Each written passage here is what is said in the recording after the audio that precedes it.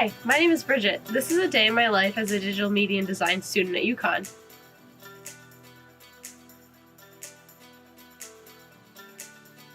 This morning, I'm in my apartment finishing up a little homework for my storyboarding class.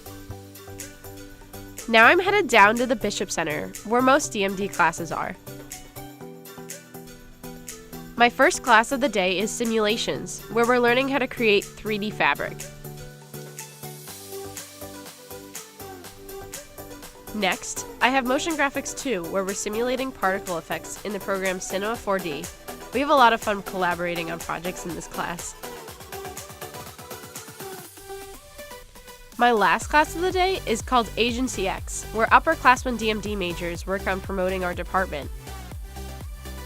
Now that my classes are over, I'm going down to Storrs Center to hang out with a friend. Did I mention I get to walk the UConn mascot, Jonathan the Husky, through my service fraternity, Alpha Phi Omega? Yeah, it's pretty awesome. Thanks for joining me today. See you around on campus. At DMD, we are the designers, makers, and strategists of the future.